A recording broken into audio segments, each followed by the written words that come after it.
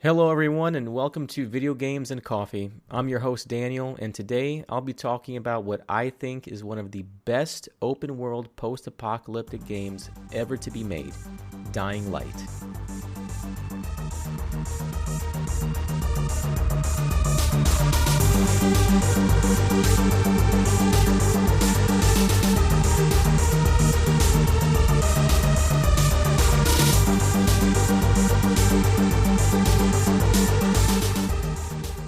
I would like to start off by thanking everyone for listening in today and introducing the show, as it is the very first episode of Video Games and Coffee. This has been a project I've been very passionate about and thinking of doing for the better part of a year, and I'm very excited to finally be able to put everything together in a format I hope you'll enjoy. There are many different podcasts and many different hosts discussing video games, and I do sincerely appreciate you choosing mine and me to listen to today. So if you're ready, you're about to listen to a grown man talking about games in his basement. But the most important thing is, it's not my mom's basement. It is my basement, I promise you. I hope that my podcast feels like I'm having a conversation with you, because that is my goal for how I want my show to feel. So for the next several minutes, you're about to hear me talk about a video game. Oh my God. Okay, here we go. So, video games are an art form, without question. Many people still see them as a rather immature pastime and often internally roll their eyes at either kids or adults that play them. But those of us that really do enjoy them, we know it's more than just a mindless time suck. We love playing through our favorite titles for the same reason someone else may read through their favorite book over and over again, or watch their favorite movies and listen to the same tracks from their favorite albums on repeat. They do it because of how it makes them feel and because of where that little bit of enjoyment takes them. Video games today have come a long way since the days of harshly linear gameplay we had back in the old days. It's truly unbelievable what game creators can do today through gorgeous visuals, interactive gameplay, and what I believe is one of today's most important elements, storytelling. There are games you keep coming back to because of the satisfying game mechanics, and there are those that you come back to because of the deep and impactful story it told you. These stories are told to you through a medium that allows you to interact with the characters and their world and lets you accompany them on their journey from beginning to end, many times allowing you to make choices that affect the experience and overall outcome. These stories are responsible for your buy-in and your love or hate for the characters and their situations. I want my podcast to be a place where you can hear about the games I've played and how they made me feel, be it good, bad, or so-so. My first choice was Dying Light, as it is a game that, in my opinion, satisfies both in gameplay and story. What I want to do today is not give away any spoilers or give an hours-long blow-by-blow through the game. What I'm hoping to do is two things: connect with those of you who are already familiar with Dying Light and enjoy it as much as I do, as well as those who are undecided about giving it a try with a short, review and intro. If you're like me, when you're undecided on a purchase, you want to get a second or even a third opinion before dropping some money on it, Dying Light has done remarkably well holding its value, and if you're eyeballing the Platinum Edition on Steam as of this very moment, you are looking at dropping $100 for that bundle. Now, I actually lost track of how many times I've played through Dying Light. It's always been a game that I come back to, whether I'm in the mood to take in the whole story, beginning to end, or to just jump into an existing save file where the story is 100% complete, and I want to just do some very satisfying running, jumping, shooting, slashing, ziplining, or driving. There are times I want to sit down and get lost in the game's story so much that I forget I'm playing a game at all. And then there are times I want the technical challenge of playing something. This game is a great combination for both experiences. Like any other game in the genre, the skills and upgrades that you improve upon make it that much more fun, and the developers did a wonderful job of creating balance and fairness throughout the course of the story by not making it so unbearably difficult in the beginning until you're able to level yourself up. The enemies get progressively harder, but you also get progressively tougher yourself. Although there are a few tough parts, the gameplay is so good, and the story is very interesting, and it does keep you hooked through the entirety of the game, that you really don't ever find yourself wanting to slam your controller down and rage quit it. Though I will admit, I mean, when you're talking about a game that's full of zombies and shit, some bosses you face could definitely almost take you there. Dying Light was created by Polish video game developer Techland and released in 2015. The team still put out updates and DLCs. I mean, it is incredible that they are still creating content for it. They seem to be very active with new content, and periodically, they've been releasing, new outfits, weapons, of different themes, that kind of thing. It seems, though, that the major DLCs, like expansion kind of DLCs, are pretty much done. They've put some out, but, Dying Light 2, the sequel, is coming out, so I don't really see a major DLC coming out anymore for, the first Dying Light game here.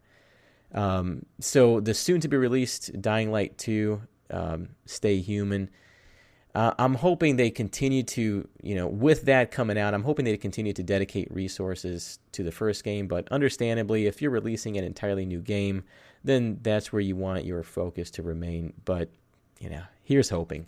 Now, I remember first playing this back in 2015 with my father-in-law, who's also a big gamer like myself. He was the one that actually got me hip to it. He told me there's this new open-world zombie game where you traverse the map doing parkour.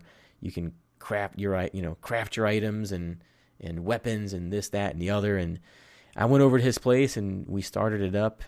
And I immediately took note of and fell in love with the music.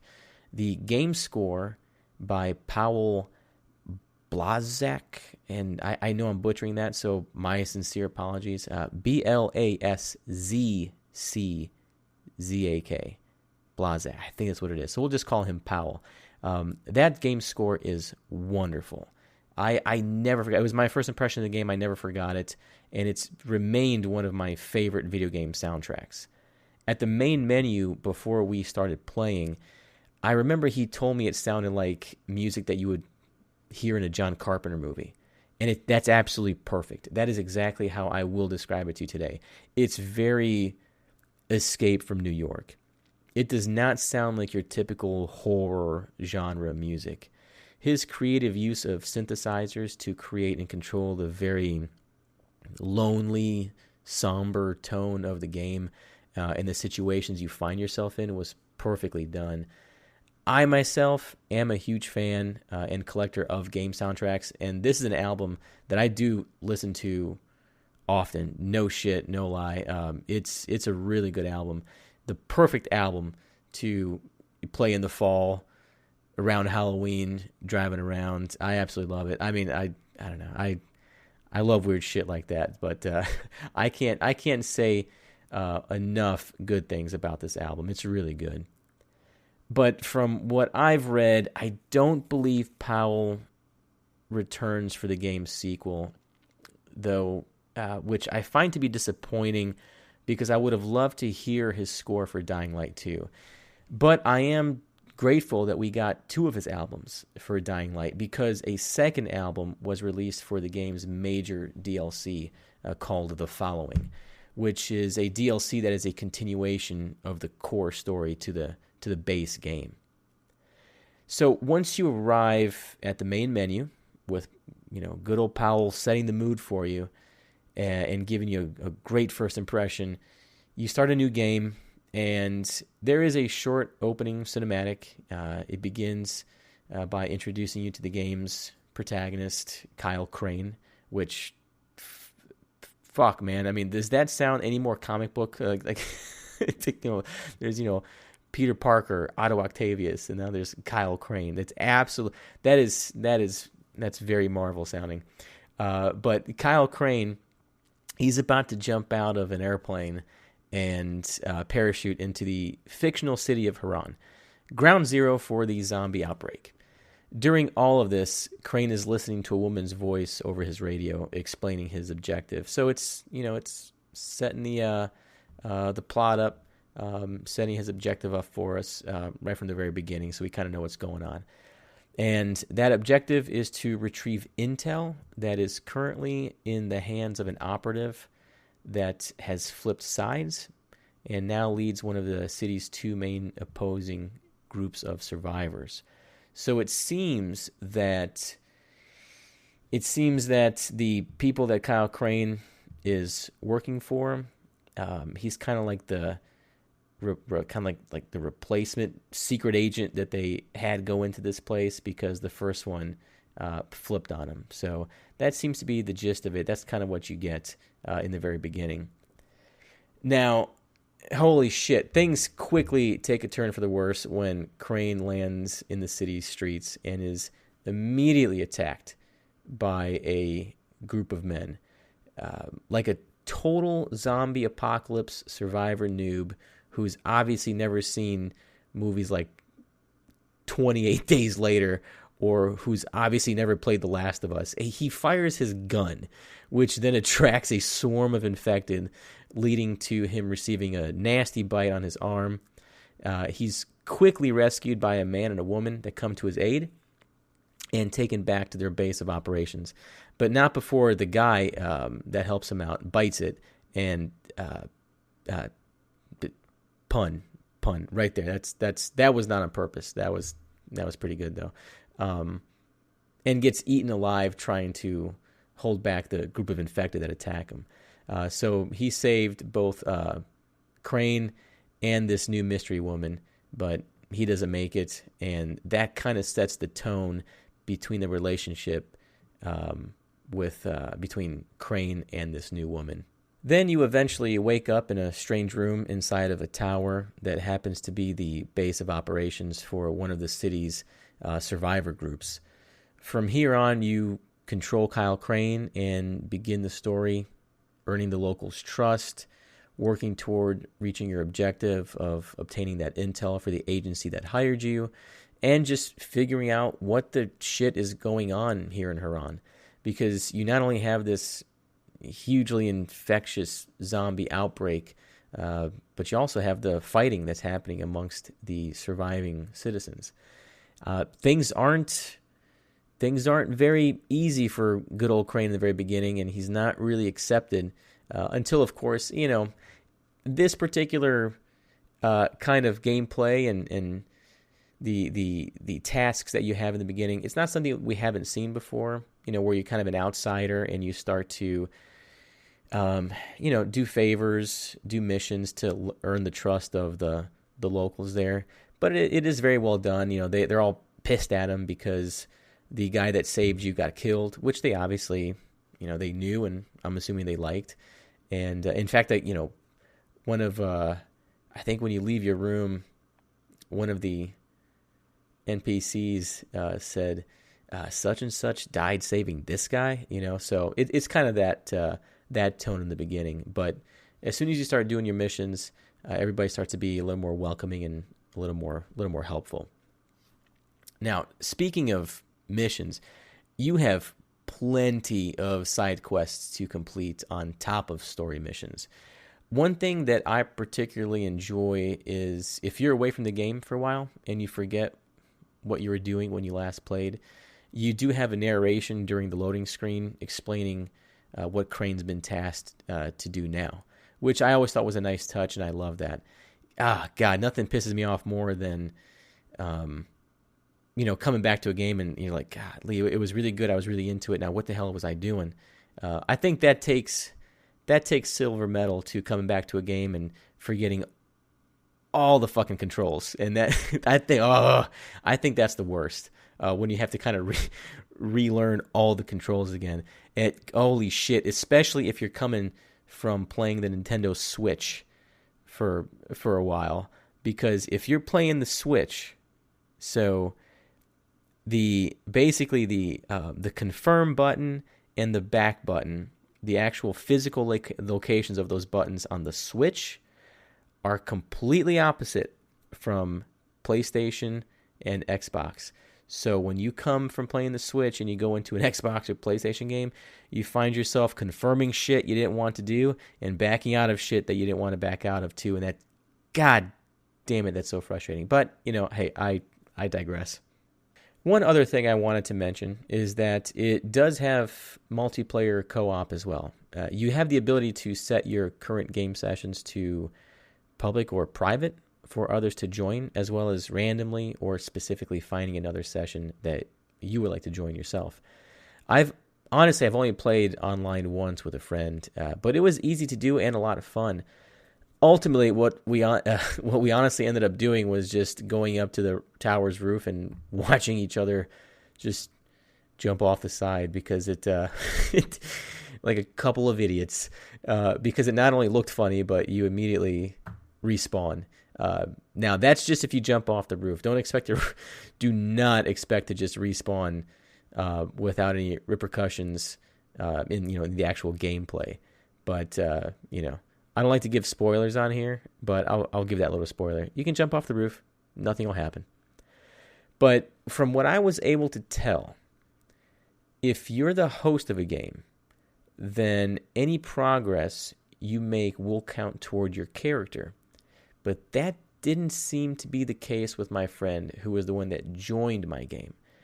If I remember correctly, I was able to progress kind of in my campaign, in the story, and he helped me do it, but it did not count for him. So when he started his game back up, he was still wherever he was at, because I had been playing the game for years, and I had just convinced him to get it.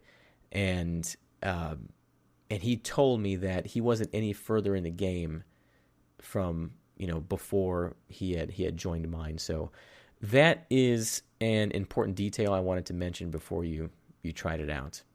So I don't believe that you can just have a buddy join in and you can both go through the entire game together.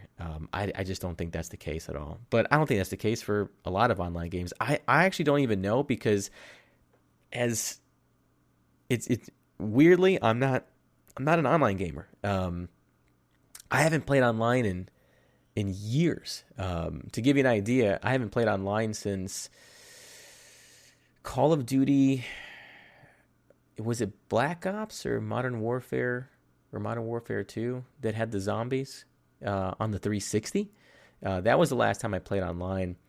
I never really found anybody to do so, it was never something I really would seek out. I wouldn't necessarily buy a game for its multiplayer capabilities, because I never found anybody to play with. But yeah, I mean, it was still a lot of fun. It's fun.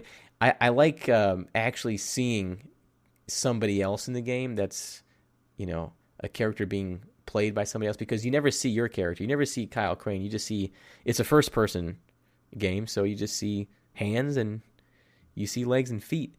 In fact, you don't have any idea what Kyle Crane looks like besides a glimpse of him in the main menu.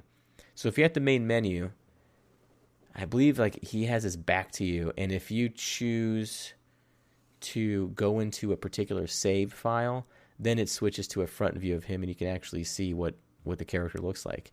I guess, I mean, he looks rugged, he looks tough. I guess he kind of looks like what his voice sounds like. I'm not really sure, but I'll let you be the judge. Again, I digress. I'm going on tangents here, so let's get back on track here.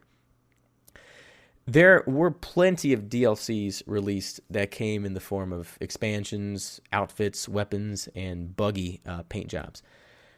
One major DLC was called Cuisine and Cargo, which basically just opened up a couple of areas on the map that are considered quarantine zones that weren't available to you before. It doesn't make the map any bigger. It just unlocks a particular building. So for one was a subway tunnel that was closed off before. The subway tunnel is called the Holy Year Tunnel, and the other was a building that is now unlocked called the Three Moons Restaurant. Another big DLC was the Bozak Horde. This is set in the Haran Stadium, and you face wave after wave of zombies, and this is one that can get quite difficult. This one is available as a single player and a co-op. Either way, you get your ass handed to you eventually, and it is not pretty. It's very tough. That was a lot of people talked online on how it kind of reminded you of the Call of Duty Zombies bit, but shit, it got tough quick. Now, the following is the biggest and most major DLC available, and it expands the story of the base game. Basically, after the events of the base game's story, you get to the end and you figure out what's what and what Kyle Crane's going to do next. So the DLC starts off with a cutscene where a man makes it into the city from the countryside. He was able to sneak into the city, where up until this point, I believe that getting out of Haran was almost impossible because this agency that hired Crane, as well as some other military or whatever like that, kind of in a very shady way, quarantined. They basically baned everybody in Haran. I mean, blew up the bridges and shit to keep people from getting out. So it was very Dark Knight Rises. But this guy comes in, finds a way into the city, and he's been injured and doesn't make it. But he doesn't make it. He kicks the bucket, but not before you hear him ramble on about people who are untouched by the sickness. And seeing as how Crane is certainly not down with the sickness.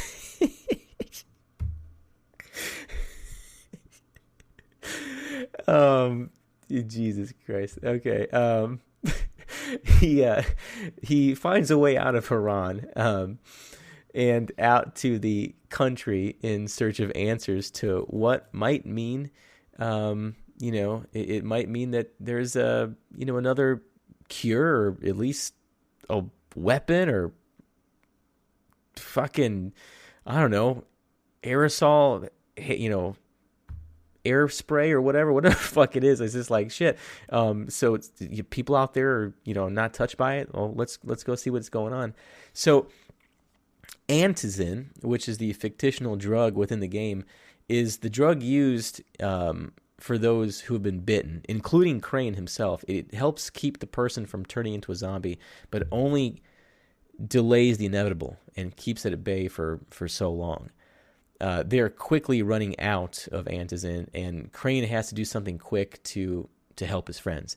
That's really the whole plot of the following.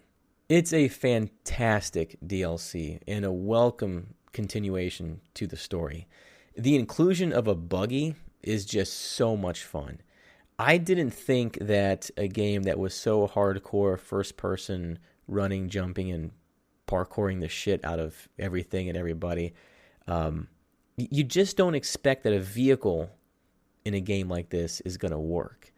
I don't know if it's just because the gameplay was so different as far as how you travel that the inclusion of a vehicle just doesn't make sense, or maybe just in the back of your mind you don't think that the developers who do running, jumping, and fucking swinging and all this shit so well that they can also do driving, the driving mechanics just as well as they do. And it completely proves you wrong, because when I heard that you do get a buggy and you drive around, I was like, oh man, I wonder how that's going to be. It is so much fun. It's a very satisfying. It's not difficult at all to get around. It's a very fair vehicle. The buggy is very fair. There's no crazy oversteer or understeer. Because it's not a racing game, and we're not playing Forza Horizon here. So it's a welcome addition to the game, seeing as how there are no buildings to climb and jump to evade danger like there are in Haran. Traversing the map would be entirely on foot through vast open fields of infected. I mean, think about it. You're in the city. You can climb up. You can jump over this. You can hide behind that. You're on the countryside, and 30 of those bastards are coming at you. You got nowhere to go but in a straight fucking line, and, pray you don't get your, your ass eaten. Fuck, that sounded dirty. This is going to be almost impossible. Okay. Okay, and hey, speaking of ass, this buggy is the shit.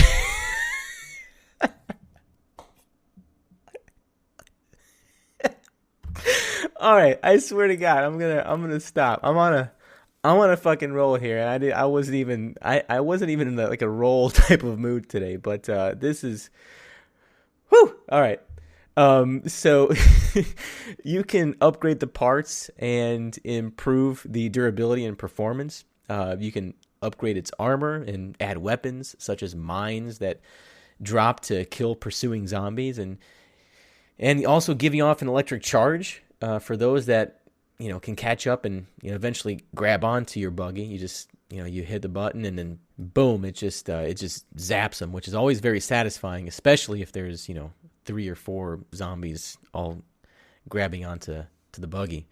Now, the buggy can be damaged, but easily repaired with parts you scavenged from other cars.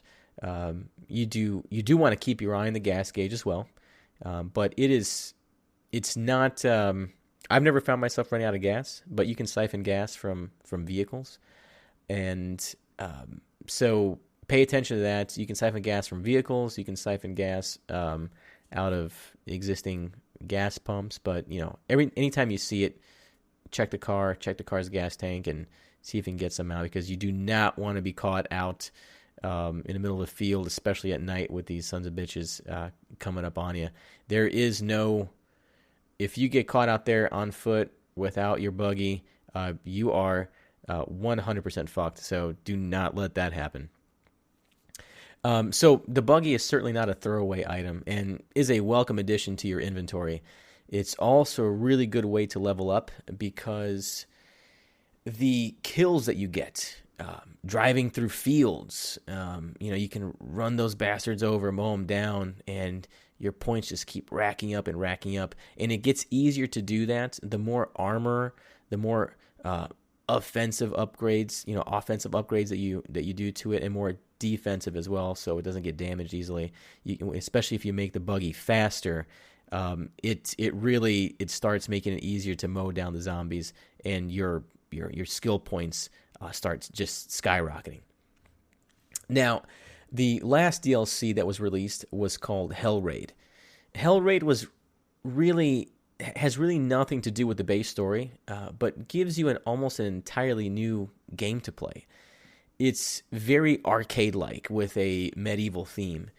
You are venturing further down into this castle or dungeon, fighting and killing medieval zombie soldiers, and there are story-like objectives, so it's not simply a grind.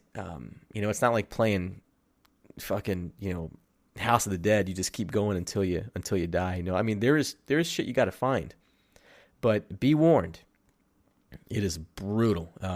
It's hard, and the further you go, it keeps getting worse, man. So another good thing to keep in mind is when you die, it's over. Start again. That's what makes it frustrating. It's so fucking hard, and I found myself, I played a few hours of it, but I always found myself going back to the normal game. Now, Hell Raid was actually a canceled game by Techland, and they had the clever idea of including it as a DLC in Dying Light. I thought it was pretty cool. They already had, consider it. They put so much time and effort and money, I guess, into Hell Raid before, and instead of scrapping it and forgetting about it completely, they just included it into, arguably Techland's biggest, most popular, and best and most successful games. So good for them. So with the very unique combination of, its genre, the gameplay, the story, expansions, and other DLCs, it's no surprise that Dying Light has had such longevity and that Techland is actively creating new content for it. With the upcoming release of Dying Light 2, however, there's no way of telling how long they will continue. Whatever that answer may be, in my opinion, Dying Light is one of the absolute best games of its genre with an extremely high replay value. It will always remain in my rotation, and I've enjoyed playing it many times through. So that's a wrap for my talk over Dying Light. And the very first episode of Video Games and Coffee. I really enjoyed it. I love talking about this, and I love just spreading the word on games that I found to not only just that I found fantastic and very well made, but just made me feel good playing. This is a place that I would like to reach out to you, connect with you. I would really appreciate it if you'd reach out to me. Let me know what you think. Do you love Dying Light now? Have you played it? Are you a fan? Do you not like it? Are you thinking about giving it a shot? If you have any questions about it, please let me know. As I mentioned before, I don't like to give away spoilers, so this is not anything that's going to really, give anything away about the game. It's just me trying to convince you, give it a shot. It's a wonderful game. But I thank you so much for listening all the way through. This was really just about a half hour of a guy just talking about a video game. Jesus Christ! I hope you made it.